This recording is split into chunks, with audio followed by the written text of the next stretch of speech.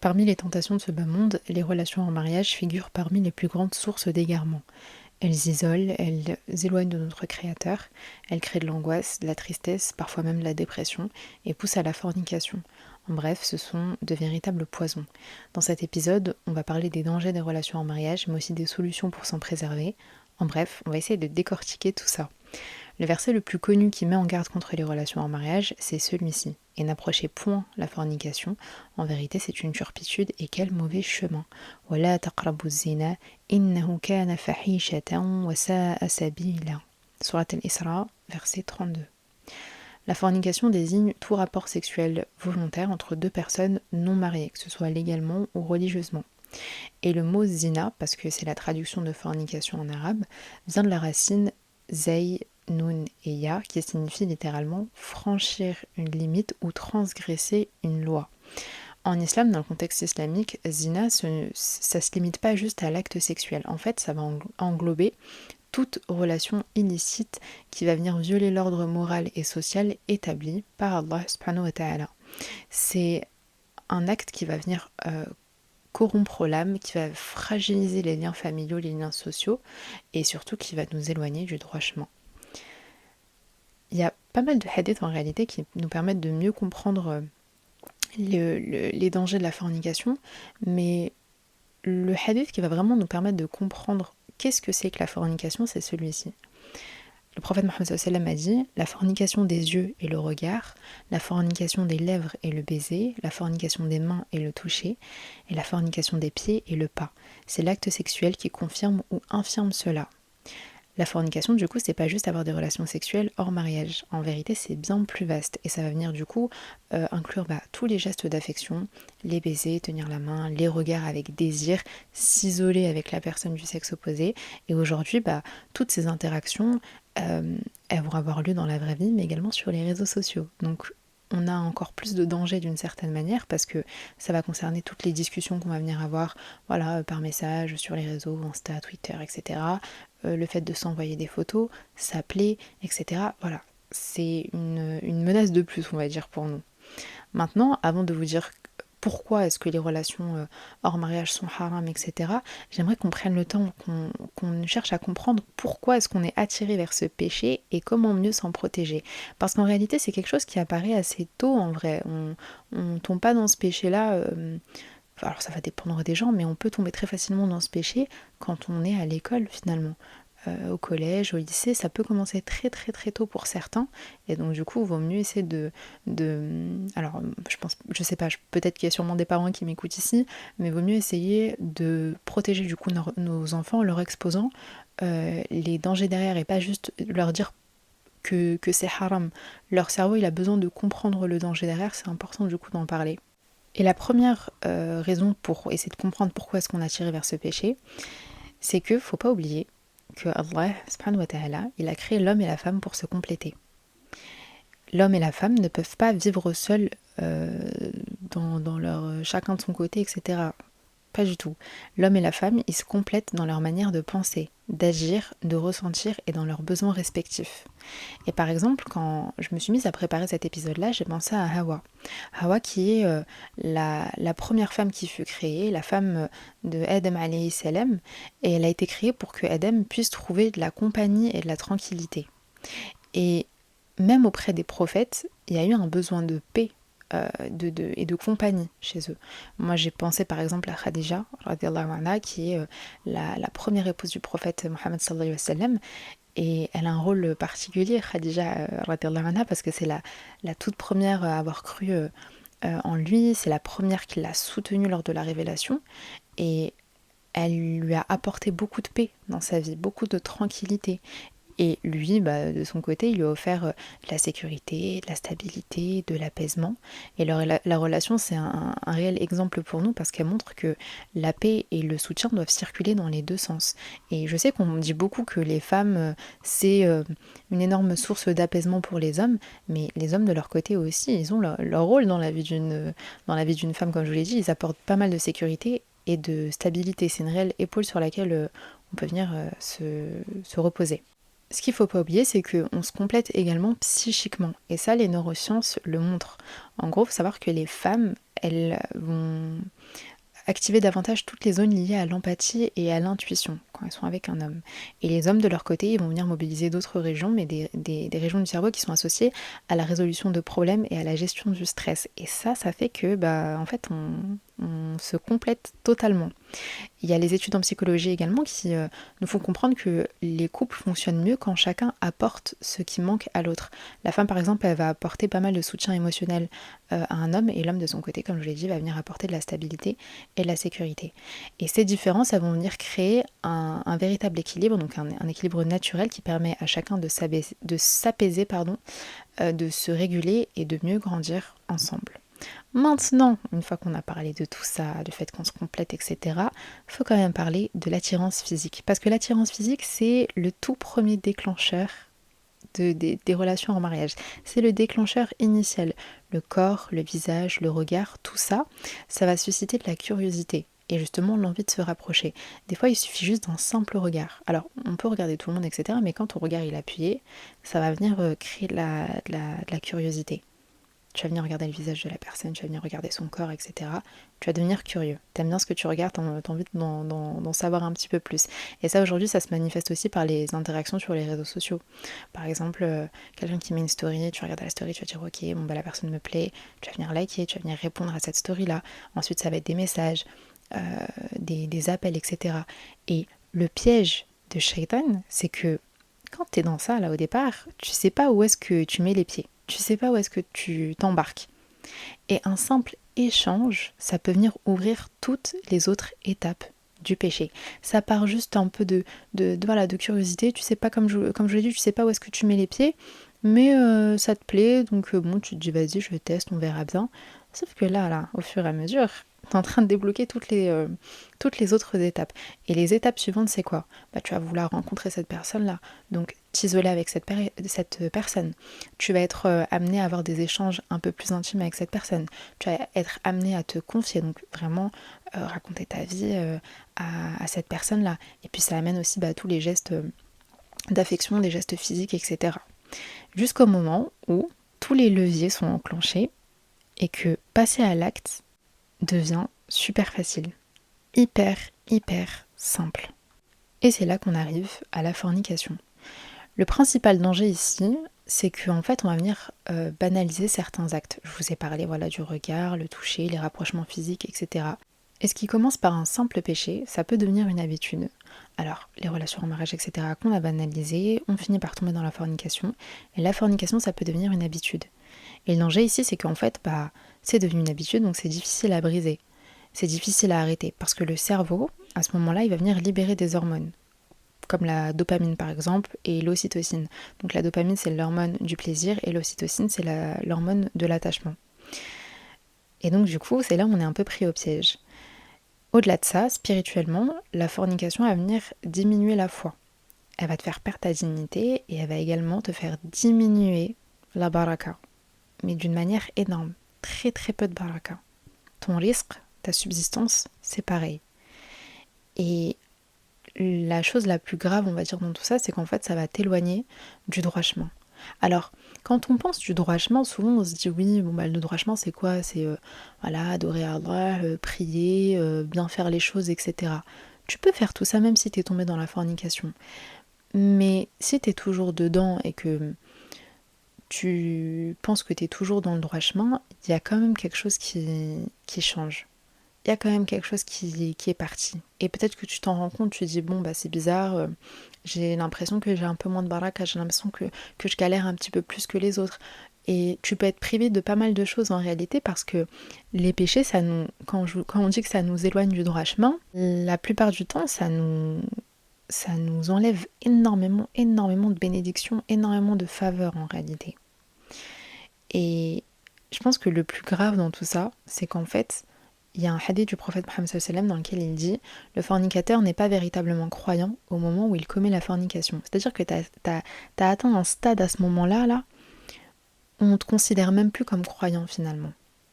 Alors ça ne veut pas dire que toute ta vie tu ne seras pas considéré comme croyant, on te parle seulement de ce stade-là quand tu es dans l'action. Et ça, c'est un hadith qui est censé nous faire méditer, qui est censé nous faire réfléchir sur l'importance de ce péché-là, de à quel point ça peut être gravissime. Si tu n'es plus considéré comme croyant à ce moment-là, en pleine action, c'est que là, tu as atteint un stade qui est beaucoup trop grave en réalité.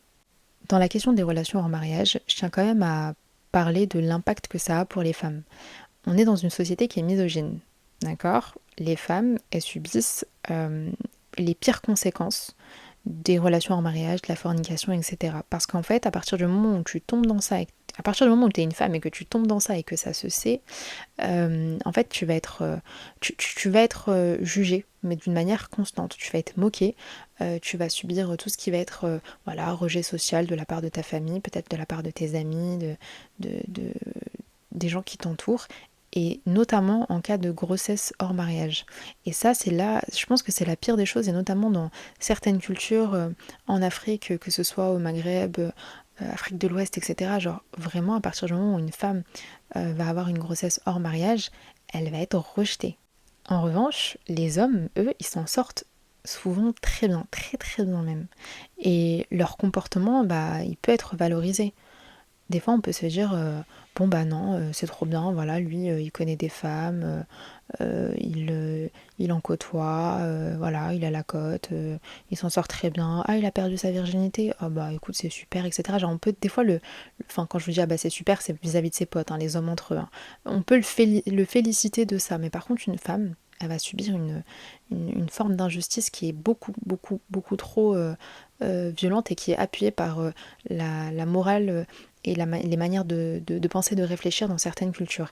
Cette injustice, elle montre à quel point aussi la fornication, elle expose les femmes à des risques bien plus graves sur le plan social et psychologique.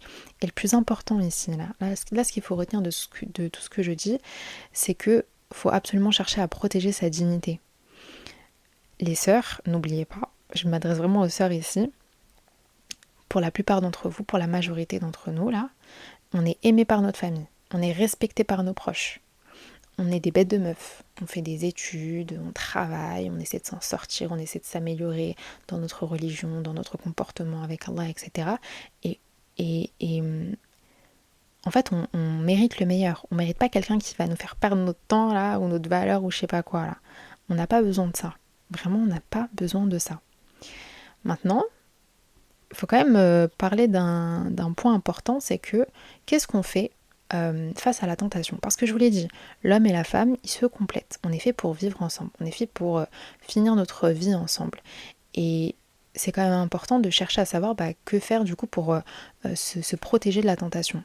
N'oubliez pas, d'accord, faut absolument pas se mettre à comment dire, à culpabiliser, parce que les tentations, c'est naturel, d'accord, c'est naturel, on peut rien y faire.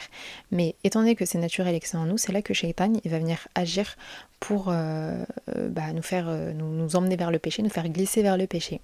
Et le tout premier réflexe qu'on doit avoir, ça va être de clarifier nos intentions. En-niya, tout passe par les intentions. Si quelqu'un t'approche, t'es obligé de te demander, enfin si quelqu'un t'approche, et si cette personne-là te plaît, t'es obligé de te demander quelles sont tes intentions à toi. Qu'est-ce que tu veux avec cette personne-là? Et le mec qui est en train de t'approcher, ou inversement la meuf qui t'approche, t'es obligé de lui demander ou de suggérer ce truc-là, là, des intentions. Quelles sont tes intentions?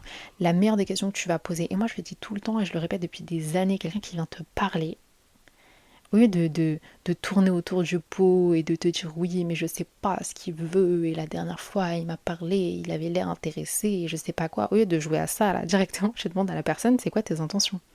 Et là, l'affaire, elle va être classée, en fait. Tu vas savoir à quoi t'en tenir.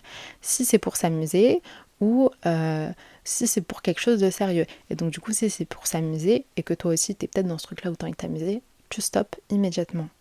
Si le but, c'est le mariage, eh ben, va falloir agir de la bonne manière.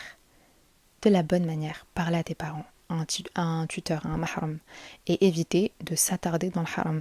Parce que l'une des plus grandes menaces, on va dire, dans les relations où tu as envie de te marier, etc., c'est le temps. Plus tu passes de temps à tourner autour du pot, à te dire oui, mais non, bah non, on a envie de se marier, mais on essaie de se préparer pour, de moi je finis mes études, et de lui je sais pas quoi, et de nanani, et de nanana. La plupart du temps, là, Souvent, tu penses que tu es en train d'agir comme il se doit, mais la plupart du temps, c'est une mauvaise chose parce que le temps, il va te pousser à débloquer tous les leviers qu'on a cités en début de cet épisode-là, quoi. Donc vraiment, c'est important de ne pas s'attarder dans le haram. Le temps, là, la perte de temps dans tout ça, ça peut être votre pire ennemi. Et quand bien même tu te retrouves peut-être dans une relation où tu veux faire les choses de la bonne manière, mais que tu es contrainte pour X ou Y raison par le temps, c'est bien de renouveler ses intentions. Renouveler ses intentions, c'est de se faire des piqûres de rappel, de dire ok là, je joue à quoi là en fait là? Là, qu'est-ce que je veux de temps en temps? Parce que c'est facile pour nous d'oublier. Des fois, on peut se retrouver à se dire bon bah non, je suis plutôt satisfaite de ma situation, voilà, les choses se feront avec le temps. Tu finis par oublier l'objectif. Donc se rappeler, c'est quoi le but à la fin là? C'est quoi l'objectif? C'est quoi mes intentions? C'est le mariage. Se le rappeler comme ça, c'est super, super, super important. Maintenant, on va aborder un petit peu les solutions si on est dans une situation, par exemple, où on ne peut pas se marier. Parce qu'il y a des solutions prophétiques. Pour ceux qui ne peuvent pas se marier immédiatement, le prophète Mohammed sallallahu alayhi wa sallam, il a recommandé le jeûne. Dans un hadith, il dit aux jeunes gens, quiconque parmi vous a les moyens de se marier, qu'il se marie, car cela préserve la chasteté, et quiconque n'a pas les moyens, qu'il jeûne, car le jeûne est pour lui un bouclier. Le jeûne, c'est un bouclier spirituel, psychologique, qui va t'aider à maîtriser tes désirs, discipliner ton corps et protéger ton cœur. C'est une réelle solution, et pas que pour les hommes, parce que ça on en parle souvent pour les hommes. On parle souvent du fait que voilà, les hommes, ils peuvent être tentés, etc. Donc du coup on leur donne comme solution le jeûne. Et souvent les femmes, on parle pas vraiment de ça. C'est un sujet qui n'est jamais abordé, j'ai l'impression. J'ai jamais vu aucune femme parler de ce sujet-là, mais c'est réel. Et j'en profite pour parler du fait qu'aujourd'hui, les femmes, elles cachent énormément leur désir par la fameuse période d'ovulation. Tout le monde est en mode, ouais, non, j'ovule, l'ovulation, etc. Alors que non, t'es juste humaine, voilà, t'as certains désirs, etc. Et donc du coup, quand on est musulmane et qu'on sait pas trop comment faire, le jeûne, ça peut être une solution. J'ai pas honte de le dire, écoutez-moi bien, partagez ça avec tout le monde. Parce que faut en parler et on nous fait souvent passer les femmes en général et encore plus voilà, dans certaines communautés, etc., comme des femmes qui n'ont pas... comme si on était, comment dire, totalement différentes de l'homme, que les envies ne sont pas pareilles, etc. On fonctionne sur des cycles totalement différents, mais nos envies sont, et nos désirs sont au même niveau que les hommes dans leur légitimité, en fait. Maintenant, il faut quand même parler du fait que pour pouvoir éviter de banaliser les relations en mariage, etc., les fréquentations, c'est important. Il faut avoir des gens autour de nous qui ne banalisent pas ça. Et si c'est le cas, du coup, dans ton entourage, que tu as des personnes qui banalisent ça, des fois, c'est bien d'essayer de reprendre un peu nos proches avec des petits rappels. Je vous le dis, je vous le répète, des rappels doux. On n'est pas là pour choquer les gens, on n'est pas là pour... les blessés ou je sais pas quoi, genre on les fait de la meilleure des manières possibles. Donc voilà, les fréquentations c'est important parce que du coup si autour de toi t'as des personnes qui par exemple, je sais pas moi, si tes copines elles ont banalisé les relations hors mariage, qu'elles sortent avec des hommes, qu'elles les fréquentent voilà, très régulièrement, etc., bah, ça peut nous pousser à se dire ouais bah non, bah, elle fait ceci, elle fait cela, pourquoi pas moi? Et ça frappe énormément quand on est à l'école en fait, quand on est au collège, quand on est au lycée, on voit les gens faire ça, donc du coup on se dit que c'est normal, alors que finalement ça ne l'est pas. Surtout si l'objectif, enfin votre objectif du coup, c'est d'éviter les relations en mariage, mais que vous avez envie de vous marier, parlez du mariage autour de vous, parlez-en à vos proches. Ça peut vous pousser du coup à faire des rencontres, on peut vous recommander des personnes, les muqabbala, etc. Je rentrerai pas dans les détails des muqabbala, etc. C'est une bonne solution quand on veut se marier. Après, bien évidemment, ça dépend des situations de chacun, ça dépend des familles de chacun. Je sais que c'est pas quelque chose qui est évident au sein de certaines familles, par exemple, mais si vous avez l'occasion de faire ça, foncez, cherchez la baraka, cherchez la facilité. Et dernier point, et je pense qu'on ne parle pas assez de ça aussi, mais c'est important d'essayer de remplir sa vie d'activités. de s'occuper, de faire des choses, de sortir, de voir du monde, de pas passer son temps du coup à s'ennuyer sur son téléphone, parce que du coup l'ennui c'est aussi un énorme piège de Shaitan qui peut t'amener à essayer de passer du temps à parler avec tout le monde et n'importe qui. Donc voilà, essayer d'avoir des passions, de faire des activités, comme je vous l'ai dit, de voir du monde, de vraiment avoir quelque chose qui te permet d'apporter un peu de joie, un peu de bonheur dans ta vie, qui te permet de te combler et de t'occuper. Je pense que c'est surtout ça le plus important. Je tiens quand même à finir sur une des conséquences importantes des relations en mariage, c'est les traumatismes. On va en parler. Petite parenthèse dessus, mais on va en parler, de toute façon on arrive à la fin de cet épisode-là. Les relations en mariage, elles peuvent laisser de réels traumatismes sur le plan psychologique. Parce que quand tu es dans une relation, tu peux être face à beaucoup de stress. Face à beaucoup de stress, tu peux subir, je sais pas moi, de la tromperie, des mensonges, etc. Et donc du coup, ça va te créer des blessures émotionnelles, ça va te créer certains traumatismes, de l'angoisse qui va être liée à certaines relations. Et toutes ces émotions-là vont générer beaucoup de beaucoup de méfiance par la suite, ça va s'accumuler, donc du coup ça peut provoquer pas mal d'anxiété. Et ça peut, en tout cas tu peux retrouver tous les traumatismes que tu as développés sur certaines relations dans le futur. Parce que du coup ça va te pousser à agir d'une certaine manière, de réfléchir d'une certaine manière, et ça va juste compliquer tes relations par la suite. Et nous on veut pas ça. Nous on veut partir sur une base lisse, propre. Je dis pas que le fait de ne pas être dans des relations en mariage et se marier directement, ça fait que tu vas pas être face à certains traumatismes. On a tous des traumas mineurs ou majeurs, peu importe. Mais disons que tu vas pouvoir entrer dans une relation saine avec beaucoup moins de bagages et de bagages émotionnels et de blessures et de traumatismes, etc. Encore une fois, si on a vécu des choses vraiment pas ouf, on peut perdre notre capacité à faire confiance à l'autre, à construire des liens sains dans le futur. Si on a vécu une relation en mariage, etc., on peut avoir, où ça s'est mal passé, on peut du coup après avoir une peur de l'engagement, peur de l'intimité. En bref, ça peut créer énormément de peur et ça peut nous bloquer ça peut nous bloquer dans le futur. Il y a des gens par exemple, parce que ça s'est mal passé, et dans ce truc là je vais continuer à chercher, à essayer, à trouver la relation parfaite.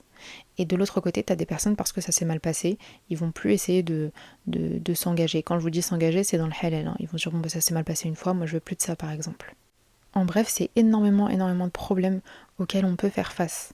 D'accord ? C'est pas juste, non, je connaissais quelqu'un, on a parlé, on a discuté, etc. Ça va au-delà de ça. Vraiment, ça va au-delà de ça. Tu donnes ton cœur, tu donnes ta tête, tu donnes ton cerveau, tu donnes ton corps, tu donnes absolument tout. Et ça a un impact. Et c'est tellement important que c'est pour ça que Allah il a décidé de poser un cadre sur les relations qu'on doit avoir. Un cadre licite. Et que le mariage, c'est une protection. Et ça peut être une très très bonne solution. Et surtout que le mariage, ça peut apporter beaucoup de baraka dans notre vie. Donc si on cherche ça, Allah il peut que nous faciliter. Je crois que j'arrive à la fin de cet épisode et je vais essayer de conclure du coup en vous rappelant 2 petits trucs. C'est que c'est important de se poser des bonnes questions et d'essayer de savoir quelles sont tes intentions, quelles sont les intentions de la personne qui est en face de toi. Est-ce que là, la relation dans laquelle tu veux entrer, est-ce que c'est halal ? Est-ce que ça va te protéger ? Est-ce que ça va protéger ta foi, ta dignité ? Et si la réponse c'est non, va falloir s'éloigner. Vraiment, va falloir s'éloigner. Et souvenez-vous que chaque effort pour rester digne, on va dire ça comme ça, chaque décision pour respecter Allah et vous-même, en fait c'est une victoire sur Shaitan, mais c'est aussi un moyen de se rapprocher d'Allah et d'attirer beaucoup de baraka et beaucoup de paix dans notre vie. Donc je vais finir sur une doua, plusieurs douas même, mais qu'Allah nous protège, qu'Allah nous facilite le mariage si c'est ce qu'on recherche, et qu'il fasse que on soit entouré de personnes qui ont de bonnes intentions envers nous. C'est important. Tout passe par la niya, ne l'oubliez jamais. Si l'épisode t'a plu, n'hésite pas à le partager, tu peux en parler autour de toi, me laisser les 5 étoiles et un commentaire. Tu peux me rejoindre sur les réseaux, c'est safia.podcast sur TikTok et Instagram. Et on se dit à très vite pour un nouvel épisode. Assalamu alaikum.